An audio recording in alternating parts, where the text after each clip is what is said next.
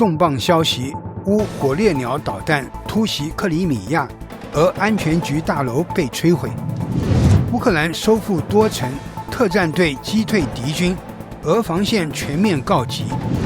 赫尔松俄军互相开火，乌米格29精准摧毁无人机指挥中心。乌军100架无人机突袭俄首都，多地机场瘫痪，俄腹地告急。莫斯科连续爆炸，普京住所危险逼近。俄电子战逼停欧盟专机，美国85亿武器援乌。清除哈马斯高层，全歼胡塞内阁，重创真主党。以色列全面攻势震撼中东。大家好，欢迎收看新冷战情事，我是雨桐。请大家先为我们的节目点赞留言，谢谢大家。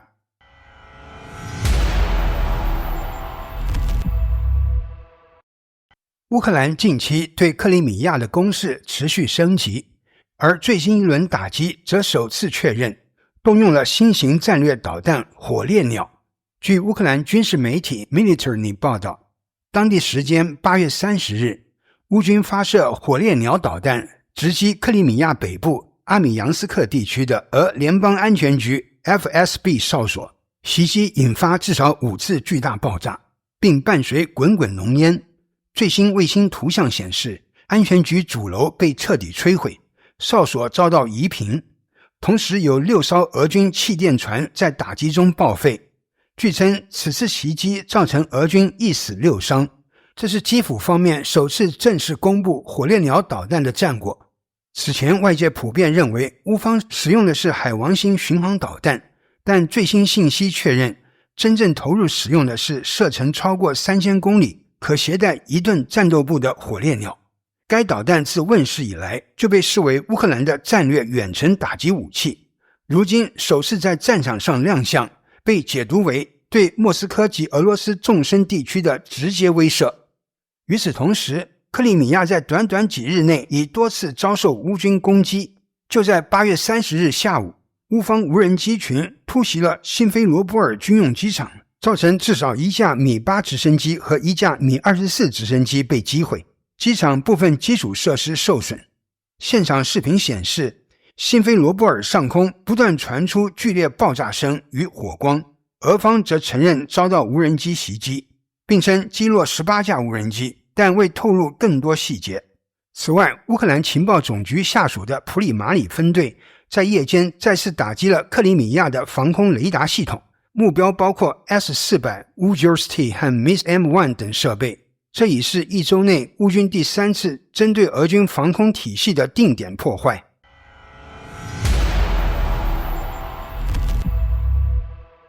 在苏梅战场日前传来好消息，乌克兰军队收复了尤纳基夫卡，并在前线逐步清理俄军残余阵地。从战场视频显示，乌军正在恢复对该地区的控制。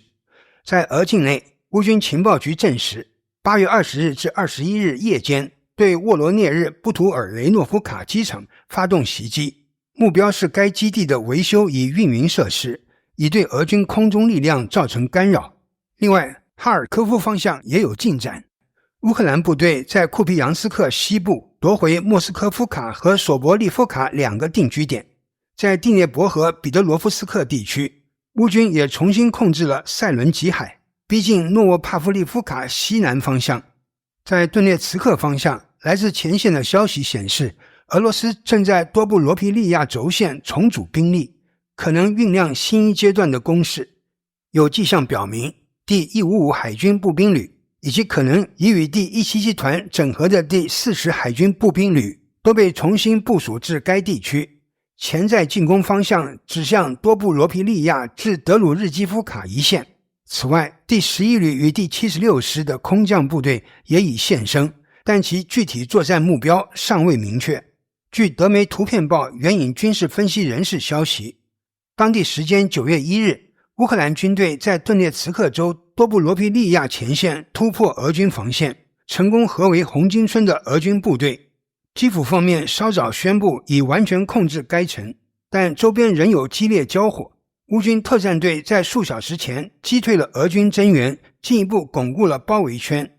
乌克兰总统泽连斯基此前透露，俄军曾在红金村方向投入超过10万兵力。乌总司令瑟尔斯基在报告中指出，仅今年前8个月，俄军在前线伤亡就达29万人，其中红军村损失尤为惨重。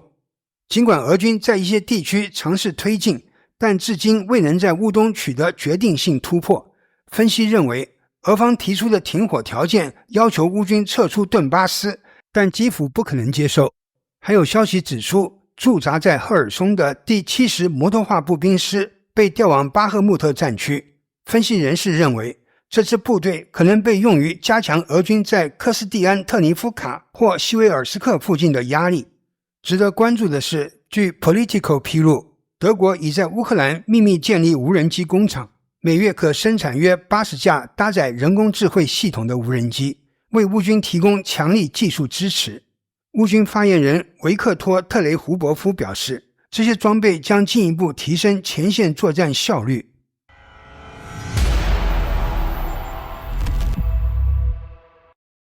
在赫尔松方向，俄军近期出现了异常情况。多方渠道，包括敌后游击队火焰组织的消息称，近日驻赫尔松地区的俄军第70摩托化步兵师第24团与邻近的第127独立侦察旅突然爆发激烈交火。起初第24团不明原因向友军开火，第127旅误以为遭到乌军渗透袭击，遂展开猛烈反击，结果造成俄军至少21人死亡，17人受伤。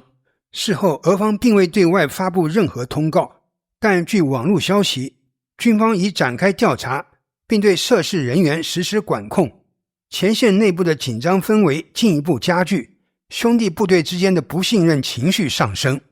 分析人士指出，这类误击可能与俄军在高压环境下精神紧绷有关。克宫持续要求在战场上取得突破，但俄军攻势力量已远不及战争初期，长期高强度消耗，军官与老兵对新兵的严苛压制，都可能导致部队神经过度紧张，稍有风吹草动便会误判并开火。俄军在战区后方设立军人俱乐部等设施，也被视为缓解心理压力的手段之一。博主 Keelan 还指出，现在俄罗斯最新的战术是摧毁乌克兰东部和南部通往城镇的所有道路。通往赫尔松的高速公路如今成了死亡陷阱，顿巴斯地区也一样。这正是俄罗斯在达不到目的时的手段，封锁、轰炸城市，使其窒息。还有前线传回的视频显示，一架乌克兰米格29战斗机使用美国 GBU-62 制导炸弹，对赫尔松地区一座被俄军用作无人机指挥中心的大楼实施精准打击，成功将其摧毁。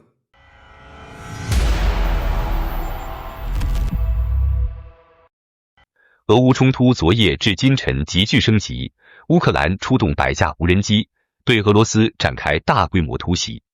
此次袭击波及莫斯科及周边9个州，总体影响深远，使俄腹地安全面临严峻挑战。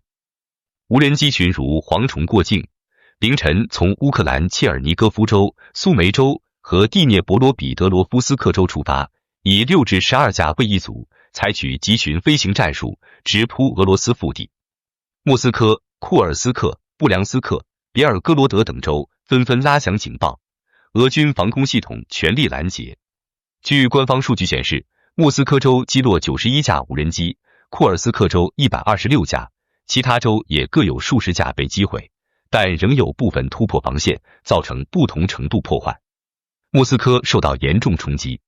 首都及周边地区的居民遭遇无人机残骸坠落，部分住宅受损，至少1人死亡，5人受伤。主要机场全面瘫痪，谢列梅捷沃、多莫捷多沃、茹科夫斯基和弗努科沃机场暂停起降，大量航班取消或延误。多莫捷多沃火车站也因无人机残骸受损被迫停运，交通秩序受影响。此次袭击凸显乌军在无人机技术和战术上的提升。无人机续航和打击精度增强，同时具备电子战干扰能力，使俄军防空系统在应对大规模低空慢速目标时显得力不从心。战略层面来看，此次行动意图明显。一方面，他打击俄罗斯民众心理防线，制造恐慌，从而影响国内社会稳定和民众对战争的支持度；另一方面，也可能为乌军转移国际舆论关注，争取更多国际支持和谈判筹码。随着事件曝光，俄乌对抗可能进一步升级，冲突局势更加复杂难测。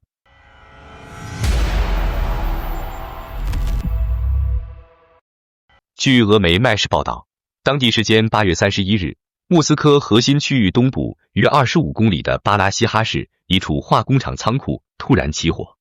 现场黑烟滚滚，并伴有连续爆炸声，疑似仓库内化学品燃烧，引发连锁反应。俄方称火灾是事故所致，但并未排除仓库存有军需物资。火灾面积迅速扩大，预计超过5000平方米。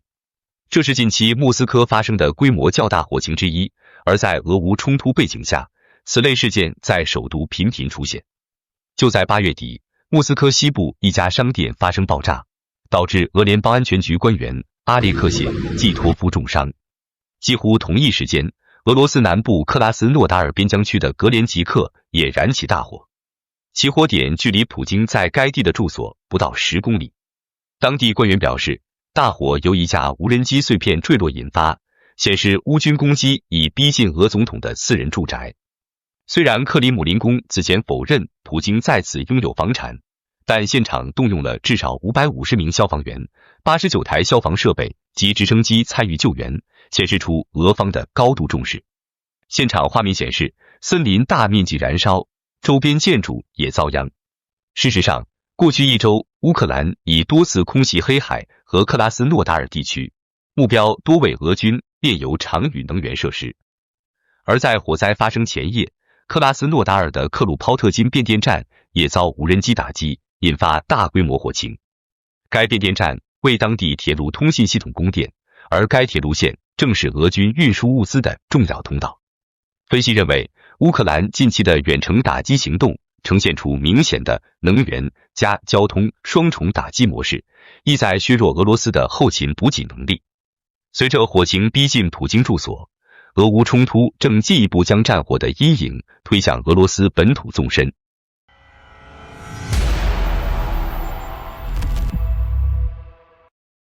俄乌冲突持续升级，欧洲与莫斯科的对峙正愈演愈烈。据《金融时报》报道，当地时间8月31日下午，欧盟委员会主席冯德莱恩从波兰华沙启程前往保加利亚途中，其专机疑似遭遇俄军电子战干扰，飞机在普罗夫迪夫上空被迫盘旋1个多小时，无法依靠导航系统安全降落。关键时刻，飞行员改用纸质地图完成迫降，最终确保机上人员安全。欧盟方面指责干扰源自俄军，莫斯科则尚未回应。这一事件发生前，冯德莱恩刚刚谴责俄罗斯对基辅发动的大规模空袭，造成数十人死亡。欧盟内部也正在讨论第19轮对俄制裁方案，并考虑动用被冻结的俄资产支持乌克兰重建。另外，冯德莱恩近日表示，欧盟正在制定向乌克兰部署多国部队的具体计划。这一设想被视为未来安全保障的一部分，并已得到美国方面的支持。据悉，美国总统特朗普已保证美国军队也会参与其中。欧洲领导人计划在巴黎举行会晤，就乌克兰问题展开进一步讨论。与会者包括德国总理默茨、英国首相斯塔默以及北约秘书长吕特等人。金融时报援引多位外交官的话，报道了相关筹备情况。与此同时，美国宣布批准一项总额85亿美元的军售协议，向乌克兰提供6套爱国者防空系统，资金由丹麦全额承担。美国驻北约大使惠特克透露，基辅已获得可打击俄罗斯纵深目标的远程武器，但具体使用许可权尚不明朗。德国总理默茨则警告外界不要期待俄乌战争会迅速结束。在接受德国 CDF 夏季采访时，他直言，我已做好准备，这场战争可能会持续很长时间。在他看来，无论是乌克兰还是俄罗斯，目前都没有表现出迅速结束战争的迹象。默茨强调，支持乌克兰的国防能力是绝对优先事项，绝不能让这个遭受俄罗斯侵略的国家被迫投降，否则将助长俄罗斯在欧洲的进一步扩张。在关于派遣地面部队的问题上，莫茨予以坚决否认，目前没有人在讨论向乌克兰派出地面部队。他解释称，盟友圈子里更多讨论的是未来可能的安全保障安排。与此同时，他指出，许多援助乌克兰军队的措施已在实施之中，但某些更大规模的行动可能需要在实现停火后才能完成。值得注意的是，欧洲盟友间曾建议乌克兰在作战中采取对等回应。例如，如果俄罗斯袭击乌克兰的居民区，乌克兰也应以俄方居民区为目标；若俄罗斯攻击核电站，乌方则可以瞄准俄境内的同类设施。此举旨在让俄罗斯民众切身感受到战争的代价，而非仅由乌克兰平民承受。乌克兰总统泽连斯基还在最新表态中强调，乌克兰将继续对俄罗斯境内展开深入打击。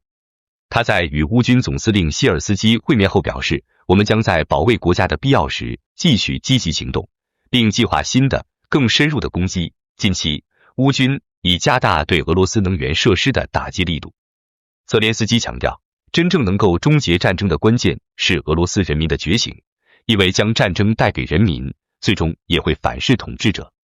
另外，俄罗斯方面则对和平谈判缺乏诚意。俄军总参谋长格拉西莫夫日前宣布，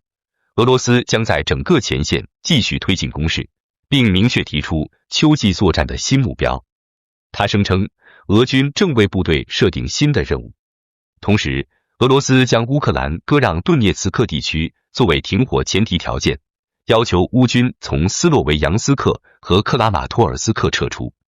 对此，泽连斯基明确拒绝，称这些城市是乌克兰防御体系的重要堡垒，乌方不会以主权换和平。此前参与谈判的俄罗斯代表德米特里耶夫则反过来指责欧洲，声称欧洲人提出无法满足的要求，意在延长战争，并辩称美国已开始意识到这一点。而欧洲方面则批评俄罗斯采取拖延战术，借谈判争取时间，为下一轮攻势做准备。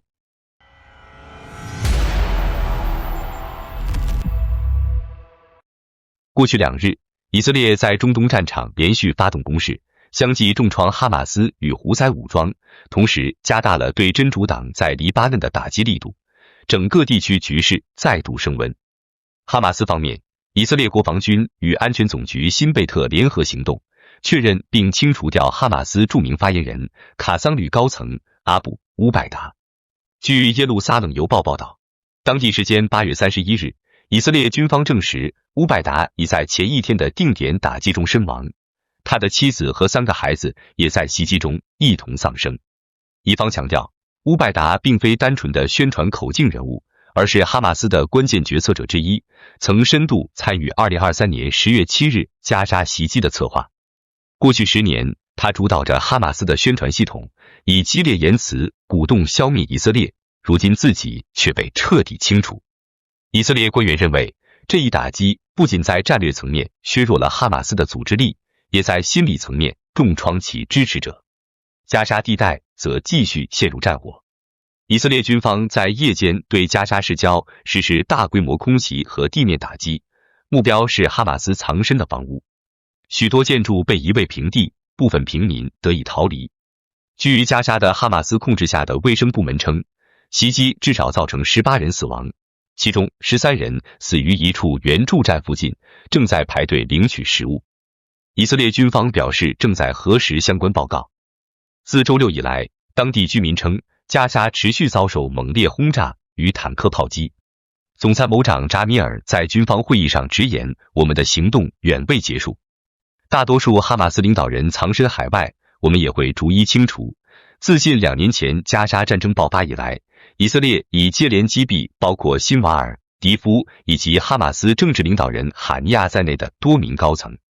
以方同时警告，那些庇护恐怖分子的国家若拒绝驱逐他们，将不可避免把战火引入本土，最终自食其果。胡塞武装方面，以色列稍早对也门萨那发动突袭，精准打击胡塞控制下的政府高层。袭击造成包括所谓总理拉赫维在内的10名部长身亡，涉及经济、外交、信息等多个部门。据中东媒体报道，胡塞高层几乎被一锅端，仅剩下少数内阁成员存活，其中甚至可能夹杂以色列安插的间谍。外界分析指出，此次打击的高效与精准，显示以色列极可能得到了胡塞内部提供的情报。胡塞发言人叶海亚则在数小时前发布视频，声称该组织袭击了以色列油轮，但并未造成严重损失。叶海亚本人和乌拜达一样，已被列入以色列的清除名单。黎巴嫩局势同样紧张，以色列军方宣布，针对真主党在南部博福特城堡附近的地下设施发动空袭，理由是在该地区发现了军事活动。黎巴嫩国家通讯社报道，纳巴蒂耶市附近遭遇2次空袭，爆炸声巨大，但暂未确认伤亡情况。事实上，2024年11月底以黎达成的停火协议明确要求真主党武装撤至利塔尼河以北约30公里处，但博福特工事虽然位于河的北岸，仍然靠近以色列东北边境，这成为摩擦源头。以色列警告，若黎巴嫩政府不能严格执行停火协议并收缴真主党的武器，全面战争随时可能爆发。然而，地区局势的复杂性还体现在外部因素上。